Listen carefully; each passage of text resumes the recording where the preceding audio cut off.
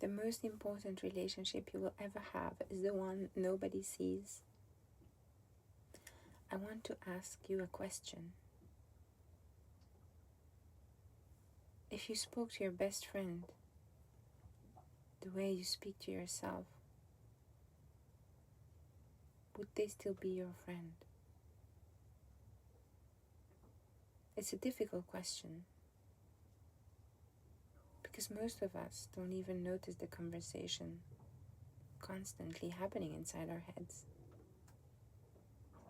We notice our emails, our messages, our meetings, our notifications, but we rarely notice the quiet voice that says,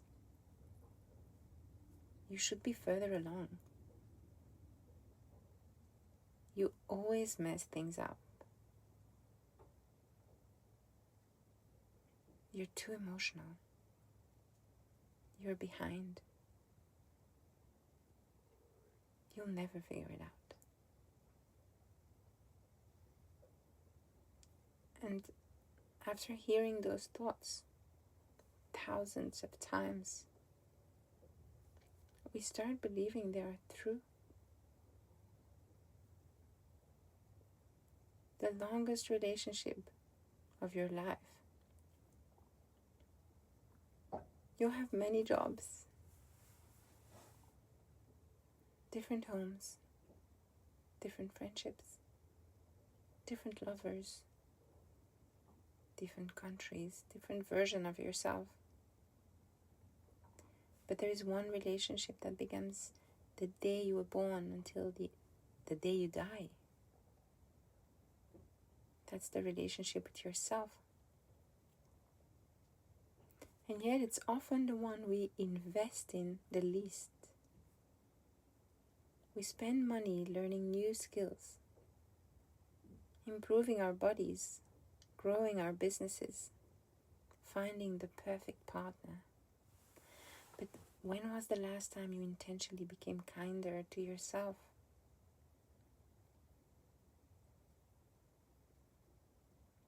Why we are so hard on ourselves?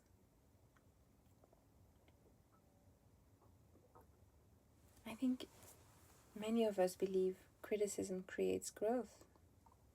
If I'm hard enough on myself, I'll become better, more disciplined, more successful, more lovable.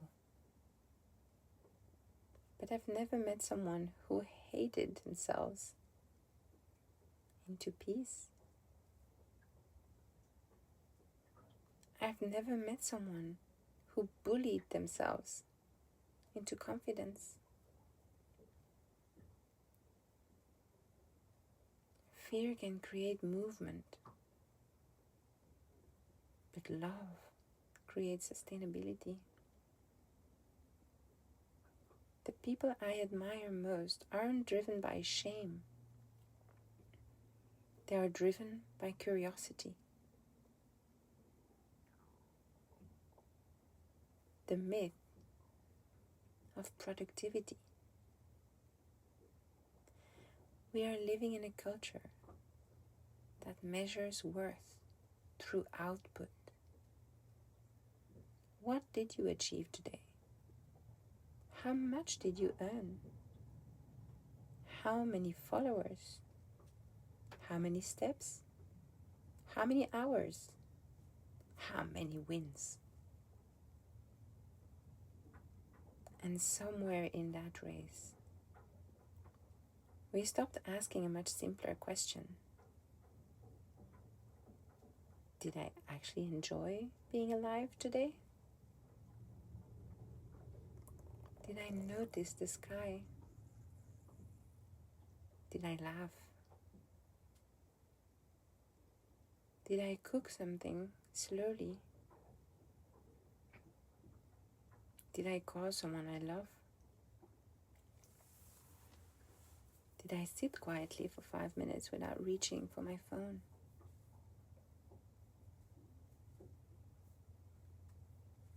Success without presence feels surprisingly empty.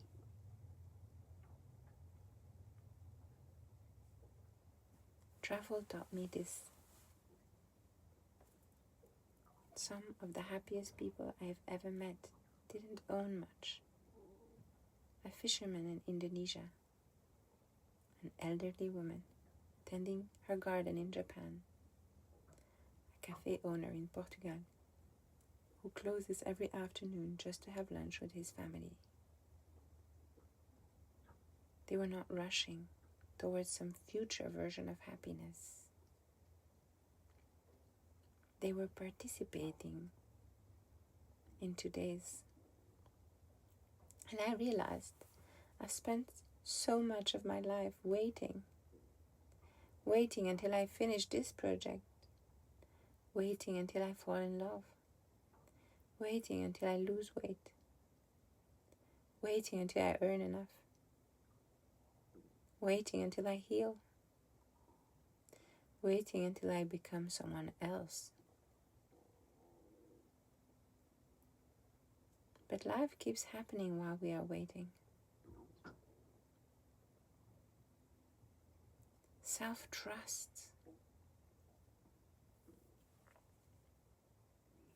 People talk a lot about self-love, but I think self-trust is even more important. Can you trust yourself to leave when something isn't right? Can you trust yourself to say no?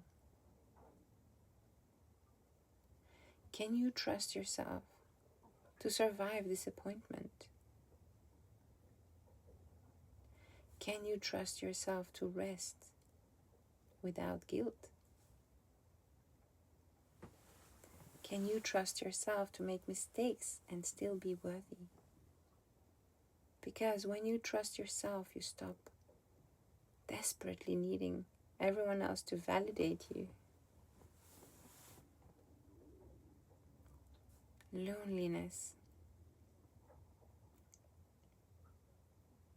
I spent a lot of time alone, traveling, writing, walking, having coffee with a notebook. And people often ask me if I get lonely. Sometimes I do. But loneliness and solitude are different things. Solitude feels spacious. Loneliness feels like disconnection. And I have discovered I feel lonelier when I'm pretending than when I'm alone. The moment I stop performing, I start feeling connected again. Becoming your own safe place. Imagine if every version of you felt welcome. The confident one, the anxious one, the successful one, the grieving one, the joyful one, the confused one. Imagine not having to earn your own compassion. Imagine coming home after a difficult day and thinking, that was hard. I'm proud of you. We will figure it out tomorrow. No judgment, no punishment, just presence.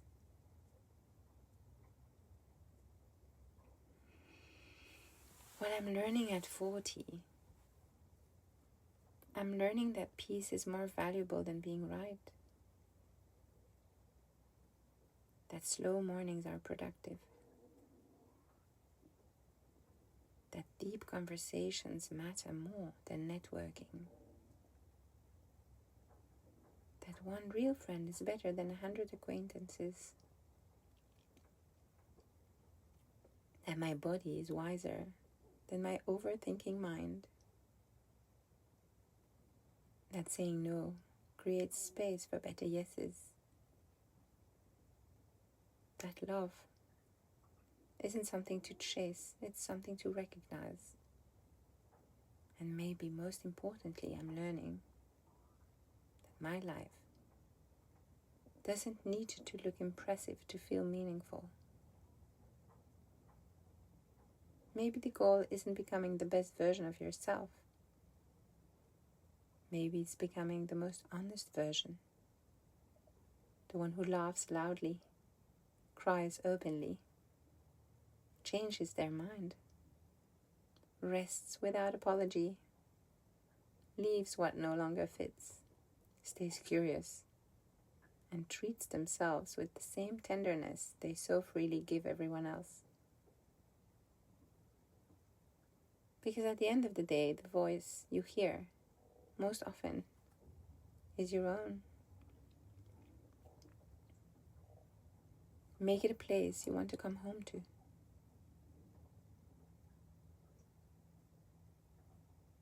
Questions for the comments. What is one thing you wish you would stop saying to yourself? And if this conversation gave you permission to slow down for a little while, subscribe and join me next week for another slow conversation about love, travel, healing, and living intentionally. Also dive into one of my books, our slow membership, or join one of our gatherings around the world so we can actually reflect together in person.